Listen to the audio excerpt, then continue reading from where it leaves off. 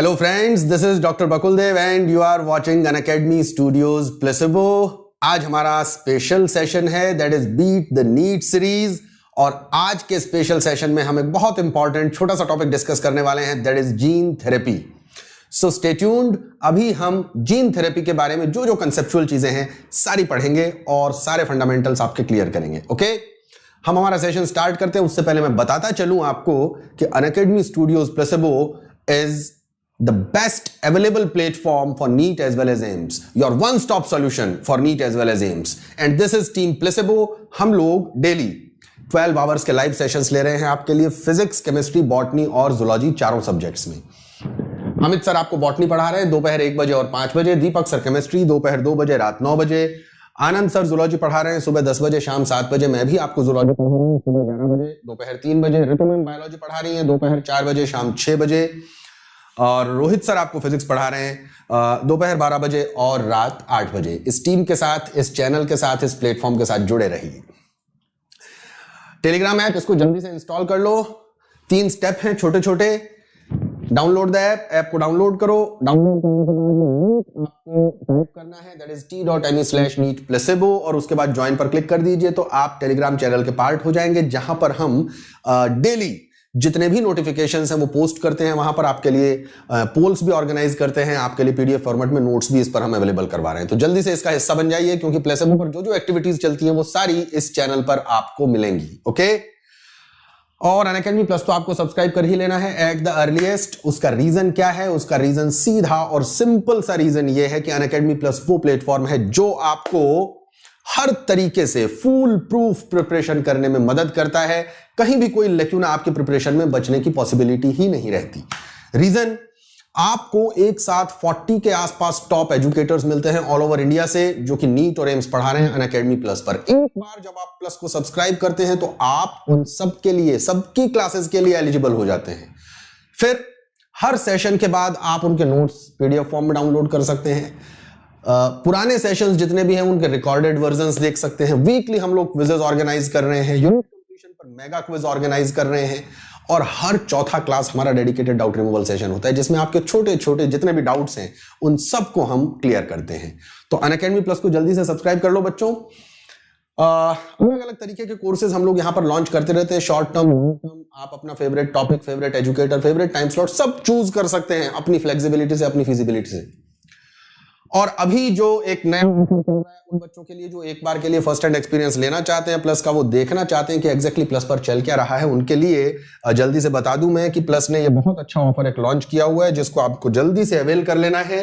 अपने ऐप में नीट और एम्स वाले सेक्शन में जाइए, नीचे आपको मिलेगा अनलॉक 7 डे फ्री ट्रायल, उसको अनलॉक कर लीजिए तो 7 दिन के लिए आप जितनी भी क्लासेस, जितने भी सेशन प्लस पर चल रहे होंगे उन सब के लिए एलिजिबल हो जाएंगे। ओके अच्छा, अब वैसे तो ये सारी चीजें आपको पता होंगी, आप सब टेक्नो से भी लोग हैं, फिर भी मैं आपको एक बार बता देता हूं जल्दी से। प्लस सब्सक्राइब करने के लिए करना क्या है आपको? सबसे पहले पहला स्टेप क्या है? इस लर्निंग ऐप को डाउनलोड कर लीजिए, इंस्टॉल कर लीजिए अपने एंड्रॉइड फोन में या किसी भी फोन में। इसको इंस्टॉल करने के बाद आपको यहां नीचे दिखाई देगा प्लस, तो प्लस वाला लिंक आपको क्लिक कर देना है तो आप अनअकैडमी प्लस वाले पोर्शन पर आ जाएंगे। फिर इसके बाद आपको सब्सक्रिप्शन वाले लिंक को क्लिक करना है। सब्सक्रिप्शन का लिंक जैसे ही क्लिक करेंगे आपके सामने फ्लेक्सिबल ऑप्शंस आ जाएंगे 1 मंथ से लेकर के 24 मंथ्स तक के। तो अगर आप क्लास 12th में हैं तो आपको 12 मंथ ऑप्शन ले लेना है, या आप ड्रॉप कर रहे हैं तो भी आपको 1 ईयर वाला ऑप्शन पिक कर लेना है। इसका फी है बच्चों 25,000 और अगर आपने बकुल 10 रेफरल कोड यूज किया, इस्तेमाल किया, तो ये 25,000 फी आ जाएगी 22,500 पर, माने कि 10% आपको स्कॉलरशिप मिलेगी। तो इसके लिए याद रखें बकुल 10। ओके और बच्चों अगर आप अभी क्लास 11th में हैं, 2 साल के लिए कंटिन्यूअसली प्रिपेयर करना चाह रहे हैं, in that case you must opt for 24 month subscription जिसका फी और भी कम हो जाता है 40,000 फॉर 2 ईयर्स, माने 20,000 पर ईयर। और जैसा कि मैंने आपसे कहा, just fill this code in this box bakul 10 and it will come down to 36,000 which means 18,000 per year। okay और इसके बदले में आपको क्या क्या चीजें मिल रही हैं? आपको मिल रहे हैं 40+ टॉप एजुकेटर्स, सबके सेशंस, सबके पीडीएफ फॉर्मेट में नोट्स, सबके क्विजेस, सबके टेस्ट, सबके डाउट रिमूवल सेशंस, सारी की सारी चीजें, फिजिक्स, केमिस्ट्री, बॉटनी, ज़ूलॉजी, चारों सब्जेक्ट्स में। जल्दी से सब्सक्राइब कर लो अनअकैडमी प्लस। ओके, तो आज का हमारा छोटा सा इंपॉर्टेंट एक सेशन बस स्टार्ट करें, जीन थेरेपी। देखो बच्चों, ऐसा है कि बायोटेक्नोलॉजी का जो सेक्शन है हमारा, उस बायोटेक्नोलॉजी वाले सेक्शन में एक चैप्टर जो शुरू का आता है, that is principles and processes, recombinant DNA technology की डिटेल्स जिसमें हम पढ़ते हैं। और फिर हम ये पढ़ते हैं कि बायोटेक्नोलॉजी के एप्लीकेशंस क्या क्या हैं, कि एग्रीकल्चर के फील्ड में एप्लीकेशन क्या है, ठीक है ना, मेडिसिन के फील्ड में एप्लीकेशंस क्या है। तो बायोटेक्नोलॉजी का मेडिसिन या कहें कि डिजीजेस के ट्रीटमेंट जो एप्लीकेशन है, उसी से रिलेटेड ये हमारा छोटा सा टॉपिक है, दैट इज जीन थेरेपी। तो चलिए स्टार्ट करते हैं, समझते हैं जीन थेरेपी के बारे में। सबसे पहले इसको समझ लो, technique of genetic engineering to replace a faulty gene with a healthy and functional gene is known as gene therapy, as simple as that. Gene therapy का सीधा सा मतलब है, कोई जेनेटिक डिसऑर्डर है, कोई जीन हमारा डिसफंक्शनल है, तो उस डिसफंक्शनल जीन को रिप्लेस कर देना है किससे? एक हेल्दी जीन से। तो ये पूरा प्रोसेस जो है, इसको हम क्या कहेंगे? Gene therapy. आ गई बात समझ में? कहने का मतलब रिकॉम्बिनेंट डीएनए टेक्नोलॉजी या बायोटेक्नोलॉजी का हमने यूज किया किसी पर्टिकुलर डिजीज को ट्रीट करने के लिए। ओके, तो सबसे पहली और सबसे इंपॉर्टेंट बात फिर से रिपीट कर दूं, what we are going to do via genetic engineering, we are going to replace a faulty gene with a healthy and functional gene, that is gene therapy. Okay, चलिए जी, अब जीन थेरेपी में दो type हम basically categorise कर सकते हैं इसको। पहला है जर्म लाइन जीन थेरेपी और दूसरा है सोमैटिक जीन थेरेपी। सिंपल है दोनों। जर्म लाइन जीन थेरेपी का मतलब क्या हुआ? जब हमने जर्म सेल्स के साथ किसी भी तरह का ट्रीटमेंट किया। और सोमैटिक जीन थेरेपी का मतलब हो गया सोमैटिक सेल। तो जर्म सेल कौन से होते हैं ये आप जानते ही हैं, that is male gamete and female gamete, माने कि sperm as well as egg. तो जर्म लाइन जीन थेरेपी में क्या हुआ? Germ cells are modified by introduction of functional genes, कि जर्म सेल के अंदर ही हमने कोई फंक्शनल जीन इंट्रोड्यूस कर दिया, तो उसे हम कहेंगे जर्म लाइन जीन थेरेपी। और अगर हमने किसी सोमैटिक सेल में फंक्शनल जीन इंट्रोड्यूस किया है, तो उसको हम क्या कह देंगे? Somatic gene therapy. दो बातें हो गई क्लियर? अब ये जो जीन थेरेपी है, इसका इस्तेमाल किया जाता है ऐसी डिजीजेस को ट्रीट करने के लिए जिनको हम कन्वेंशनल मेथड से ट्रीट नहीं कर सकते, जिनका कोई उपचार नहीं है, कोई ट्रीटमेंट नहीं है, उनके लिए जीन थेरेपी काम में लिया जाता है। जैसे दो तीन एग्जांपल लें हम, SCID, cystic fibrosis, muscular dystrophy, ठीक है ना। SCID का मतलब है severe combined immunodeficiency syndrome और disease. Cystic fibrosis and muscular dystrophy का मतलब है ग्रेजुअल डिस्ट्रक्शन ऑफ मसल्स। तो ये कुछ ऐसे डिजीजेज हैं, दो तीन इंपॉर्टेंट डिजीजेज हैं जिनके लिए जीन थेरेपी काम में ली जाती है, या यूं कहना चाहिए कि इन्हीं डिजीजेज के ट्रीटमेंट के लिए जीन थेरेपी को काम में लेना डॉक्टर्स ने या साइंटिस्ट्स ने स्टार्ट किया। ओके, जो भी डिजीज होगा वो किसी न किसी डिसफंक्शनल जीन की वजह से होगा, उसी डिसफंक्शनल जीन को हमें रिप्लेस करना है, that will be known as gene therapy. अब हम एक एग्जांपल लेते हैं इसमें, दैट इज ADA डेफिशिएंसी। अब देखो ADA का मतलब क्या है? Adenosine D एमिनेज।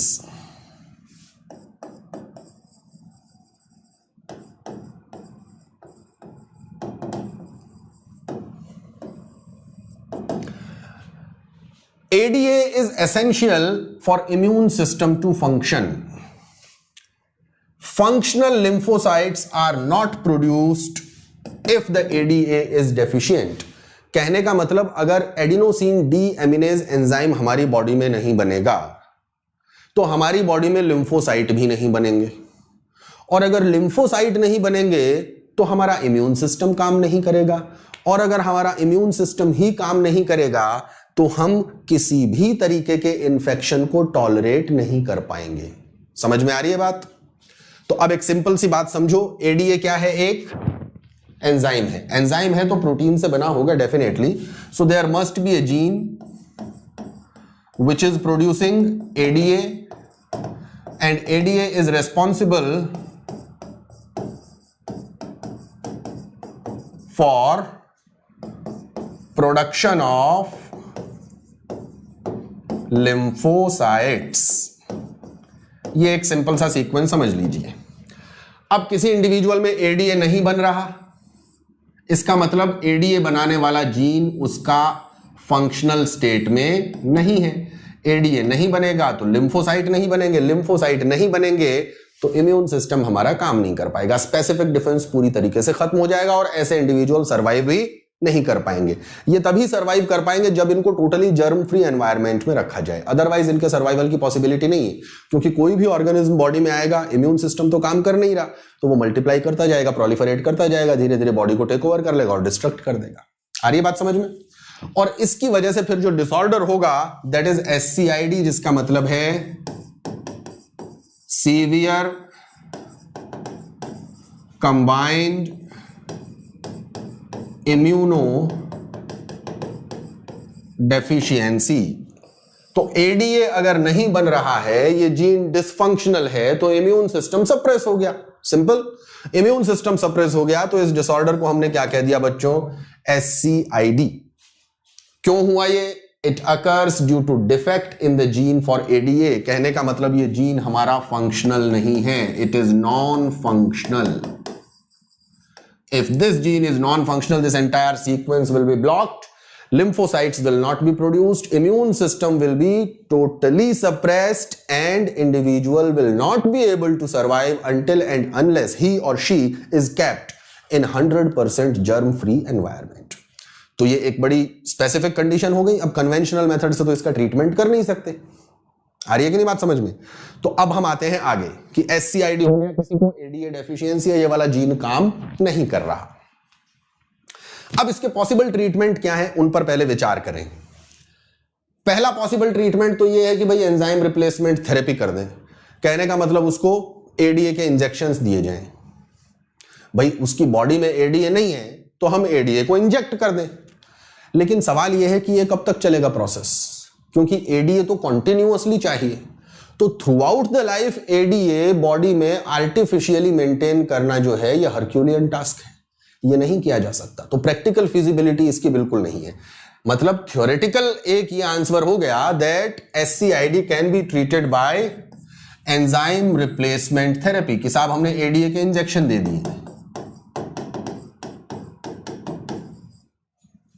प्रैक्टिकली फिजिबल नहीं है, ठीक है। एक पॉसिबल ट्रीटमेंट हुआ ये। दूसरा पॉसिबल ट्रीटमेंट है बच्चों बोन मैरो ट्रांसप्लांटेशन। हम अच्छी तरह से जानते हैं कि ब्लड में जितने भी सेल होते हैं वो सारे के सारे सेल बोन मैरो से बनते हैं। क्यों? क्योंकि hematopoietic stem cell HSC that is found in bone marrow, और ये जो हीमोपोएटिक स्टेम सेल है इसी से आरबीसी भी बनेंगे, WBC भी बनेंगे, प्लेटलेट भी बनेंगे।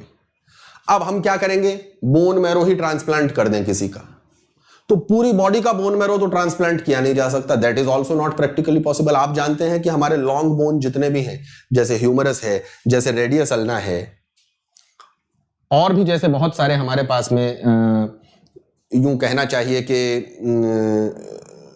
रेडियस अल्ना है, फीमर है, टिबिया फिबुला है, ये सारे के सारे जो सब्सटेंसेस हैं, ये सारे के सारे जो बोन्स हैं, इन सब के एपिकल पोर्शन पर क्या होता है, रेड बोन मैरो। इन सब के एपिकल पोर्शन पर रेड बोन मैरो होता है तो सारा का सारा बोन मैरो तो ट्रांसप्लांट नहीं किया जा सकता, दैट इज नॉट पॉसिबल। बात समझ में आ रही है कि नहीं? तो अब क्या किया जाए, what should be done? Bone marrow transplantation की भी प्रैक्टिकल फिजिबिलिटी नहीं है। आगे चलते हैं, अब आते हैं जीन थेरेपी पर। जीन थेरेपी में करते क्या है, इसको जरा जल्दी से समझ लो, देखो जरा, जस्ट हैव ए लुक। सबसे पहले हमने कॉपीज ले ली थेरेप्यूटिक जीन की, माने कि ये एडीए वाली जीन है, आप तो ये मान के चलो, सपोज ये जीन हमने ले ली, and this gene is introduced into viral DNA, viruses में इंट्रोड्यूस कर दिया। साइमल्टेनियसली दूसरा काम क्या किया हमने, जिस इंडिविजुअल में ये जीन इंट्रोड्यूस करनी है वहां से टारगेट सेल बाहर निकाले। Target cells are removed from the patient. अगर पेशेंट से टारगेट सेल हम लोग रिमूव करेंगे तो उस केस में क्या होगा, टारगेट सेल को बाहर ला करके हमें आर्टिफिशियली इनको ग्रो करना पड़ेगा कल्चर में। टारगेट सेल हमने बाहर निकाल लिए। टारगेट सेल का मतलब क्या हो गया, मान लो हीमोपोएटिक स्टेम सेल ही निकाल लिया हमने, या उसके बाद के सीक्वेंशियल जो सेल बनने वाले हैं वो निकाल लिए। तो ये सेल हमने बाहर निकाले और इनको कल्चर में ग्रो किया। अब इन्हीं सेल्स में ये वायरसेस इंट्रोड्यूस कर दिए इसी कल्चर में। तो ये वायरस क्या करेंगे, these cells will be infected with these viruses and this functional gene will be introduced in these cells which have been grown in the culture। तो अब इन सेल में हमारा फंक्शनल जीन पहुंच गया, जो जीन हम हमारे बॉडी के सेल में पहुंचाना चाहते थे वो जीन पहुंच गया। अब जब जीन पहुंच गया तो ये जो सेल बना, इन सेल्स को वापस हमने कहां इंट्रोड्यूस कर दिया, बॉडी में। तो अब ये सेल उस पर्टिकुलर जीन की वजह से जो एंजाइम हमारी बॉडी में डेफिशिएंट था उसको सिंथेसाइज करने लगेंगी। ये केवल एडीए की बात नहीं है, कोई भी जीन थेरेपी करनी हो हमें तो उसका सीधा सा तरीका क्या है, जो फंक्शनल जीन हमें बॉडी में डालना है पहले उस फंक्शनल जीन को आइसोलेट किया, उस जीन को किसी वायरल जीनोम से एसोसिएट कर दिया, एक काम। फिर दूसरा काम हमने क्या किया, टारगेट सेल बॉडी से रिमूव किए, टारगेट सेल रिमूव करके बाहर उनको कल्चर किया, कल्चर करके उनको इन्फेक्ट करवा दिया वायरसेस से। तो जो डिजायर्ड जीन था हमारा वो होस्ट सेल के जीनोम के साथ एसोसिएट हो गया, और ये सेल हमने बॉडी से ही बाहर निकाले थे। तो अब ये जो नए सेल बने इनमें फंक्शनल जीन आ गया है, इन सेल्स को वापस हमने बॉडी में इंट्रोड्यूस कर दिया। ये एक सिंपल सी मेथोडोलॉजी है जीन थेरेपी की, ठीक है। अब आगे चलें, देखो, lymphocytes are extracted from bone marrow and cultured outside, functional ADA cDNA is introduced in the cell, cells are injected again in the bone marrow of patient, periodic infusion will be required। Same वही technique जो मैंने आपको बताया। Target cell के लिए हमने क्या बाहर निकाल लिए, लिम्फोसाइट, ये हमने क्या ले लिया, एडीए जीन। लिम्फोसाइट को बाहर निकाल के कल्चर कर लिया, एडीए जीन को वायरल डीएनए में एसोसिएट कर दिया, बाहर जो लिम्फोसाइट कल्चर कर रहे थे उसमें ये वायरस मिक्स कर दिए तो इन्फेक्शन हो गया। अब हमारे पास जो लिम्फोसाइट आया, it contains functional ADA gene. बात समझ में आ गई अच्छे से। अल्टीमेटली इन सेल्स को वापस बॉडी में ट्रांसफर कर दिया। सिंपल, यहां तक की चीजें आपको सिंपल लग रही है, लेकिन इसमें परेशानी क्या है, ये कर तो देंगे हम, लेकिन आप अच्छे से जानते हैं कि lymphocyte through out the life तो सरवाइव करते नहीं हैं, उनका अपना लाइफ स्पेन होता है। तो हमें बार बार इसको अप्लाई करना पड़ेगा, बार बार लिम्फोसाइट बाहर निकालने पड़ेंगे, बार बार उनमें जीन इंट्रोड्यूस करना पड़ेगा, और जो नए सेल बनेंगे उनको बार बार ह्यूमन बॉडी में इंट्रोड्यूस करना पड़ेगा। आ रही है बात समझ में। तो जीन थेरेपी तो हो रही है ये, लेकिन ये भी परमानेंट क्योर नहीं है। बात समझ में आ रही है, क्योंकि जो टारगेट सेल जिनका हम जीनोम चेंज कर रहे हैं उनकी भी लाइफ स्पैन, उनका भी थ्रू आउट द लाइफ का नहीं है, जिंदगी भर वो सरवाइव करने वाले नहीं है। तो अब हमारे सामने एक और ऑप्शन क्या आता है, if the isolated gene from the bone marrow cells producing ADNA is introduced in the cells in the early embryonic stage, then it can be a permanent cure। मतलब क्या हुआ इसका, मतलब यह है कि हमें प्रीनेटल डायग्नोसिस करना पड़ेगा। बर्थ से पहले ही, हमने एमनियोसेंटेसिस टेक्निक पढ़ा था, एक बर्थ से पहले ही हमें यह जानना पड़ेगा कि इसको एडीए डेफिशिएंसी है, इसको एससीआईडी हो सकता है। बर्थ से पहले ही अगर हमें यह बात पता चल गई तो अब हम क्या कर सकते हैं, बर्थ से पहले ही सारे के सारे फंक्शनल सेल एम्ब्रियो में इंट्रोड्यूस कर सकते हैं। तो अब वो जब फीटस ग्रो करेगा, एम्ब्रियो जब ग्रो करेगा, डेवलप होगा, तो उसमें नेचुरली वो सारे के सारे सेल ग्रो करते जाएंगे। तो that can only be a permanent cure of SCID. समझ में आ गई बात। तो जीन थेरेपी का मतलब समझ में आ गया। मैं जल्दी से आपको एक बार रिवाइज करवा देता हूं। What is gene therapy? Simple, genetic engineering या रिकॉम्बिनेंट डीएनए टेक्नोलॉजी को काम में लेना है और एक फॉल्टी जीन को हेल्दी फंक्शनल जीन से रिप्लेस कर देना है, दैट इज जीन थेरेपी। दूसरी चीज, ये दो तरह का हो सकता है, it can be of two types. Germline gene therapy जिसमें हम स्पर्म और एग का जीनोम चेंज करते हैं, और सोमेटिक जीन थेरेपी जिसमें हम फंक्शनल जीन किसी सोमेटिक सेल में इंट्रोड्यूस करते हैं। ठीक है। जेनेटिक डिजीजेस या किसी जीन की डिसफंक्शनिंग की वजह से जो डिजीजेस होती हैं उन्हीं के ट्रीटमेंट के लिए जीन थेरेपी काम में ली जाएगी, जिनको कन्वेंशनली हम ट्रीट नहीं कर सकते, जैसे SCID सीवियर कंबाइंड इम्यूनोडेफिशिएंसी, जैसे सिस्टिक फाइब्रोसिस, जैसे मस्कुलर डिस्ट्रॉफी, और भी बहुत सारे डिजीजेस हैं।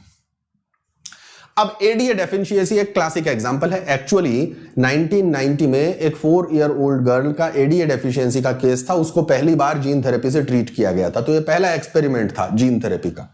ADA डेफिशिएंसी में होता क्या है? There is a gene which is responsible to produce ADA, that is adenosine deaminase, and this enzyme is responsible for the production of lymphocytes, functional lymphocytes. तो अगर ये एंजाइम ही नहीं होगा तो लिम्फोसाइट प्रोड्यूस ही नहीं होंगे फंक्शनल, और फंक्शनल लिम्फोसाइट अगर प्रोड्यूस नहीं होंगे तो हमारा इम्यून सिस्टम सप्रेस हो जाएगा। इम्यून सिस्टम सप्रेस हो जाएगा तो हम सर्वाइव नहीं कर पाएंगे। करेक्ट?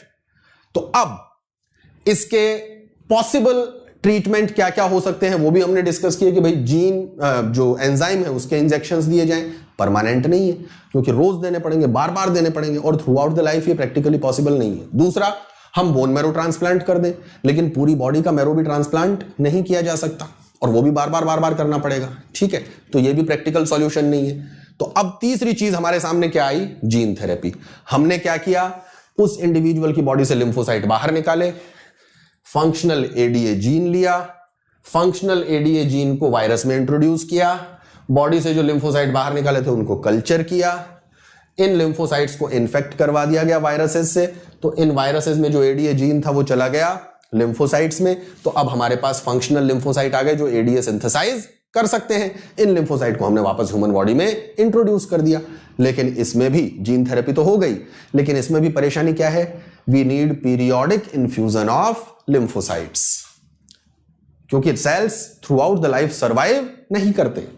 और इस वजह से जो एक अकेला पॉसिबल परमानेंट इसका ट्रीटमेंट हो सकता है, क्योर हो सकता है, वो ये कि हम प्रीनेटल डायग्नोसिस करें, बर्थ से पहले ही पता लगा लें कि भाई इसको ADA डेफिशिएंसी है। एमनियोसेंटेसिस से हो सकता है, और भी टेक्निक्स हैं। और बर्थ से पहले अगर हमें पता चल जाए तो फिर हम क्या करेंगे? Isolated gene from bone marrow cells producing ADA is introduced into the cells in early embryonic stage, कि अभी वो एम्ब्रियो डेवलप हो ही रहा है, उसी वक्त वो फंक्शनल जीन हम इंट्रोड्यूस कर दें। तो अब क्या होगा? नेचुरली जब उस सेल से मल्टीप्लाई होगा और बाकी सारे सेल्स बनेंगे, उनमें नेचुरली वो फंक्शनल जीन प्रेजेंट होगा। तो that can only be the permanent cure of SCID और सीवियर कंबाइंड इम्यूनोडेफिशिएंसी। लेकिन जीन थेरेपी का मीनिंग मेरे ख्याल से आपको समझ में आ गया होगा। बिल्कुल सिंपल है, बॉडी के किसी भी डिसफंक्शनल जीन को हमें एक फंक्शनल और हेल्दी जीन से रिप्लेस कर देना है। That is known as gene therapy. Okay, तो आपको मेरे ख्याल से ये टॉपिक अच्छे से समझ में आ गया होगा। कोई क्वेरी अगर इससे रिलेटेड हो तो आप कमेंट बॉक्स में लिखेंगे। पॉइंट 1, पॉइंट 2, आप कौन कौन से टॉपिक और पढ़ना चाहते हैं? जैसे पिछली बार के सेशन में भी, पिछली बार के भी वीडियो में मेरे को बहुत सारे टॉपिक्स मिले थे, उनमें से मैं कुछ टॉपिक सेलेक्ट कर रहा हूं। और आप टेलीग्राम ऐप जो है उस पर भी मैं एक पोल ऑर्गेनाइज करता हूं, जिससे हमें यह पता चले कि आप एग्जैक्टली कौन सा टॉपिक बेसिकली पढ़ना चाहते हैं, जिसके फंडामेंटल्स आपके थोड़े कमजोर हैं और आप चाहते हैं कि उनको हम अच्छे से डिस्कस करें।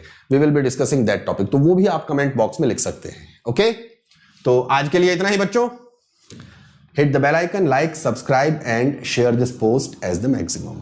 और Unacademy Plus सब्सक्राइब कर लो जल्दी से। That was all for this particular session. मिलते हैं अगले Beat the Need सीरीज के सेशन में जल्द ही। Okay, so goodbye and good day.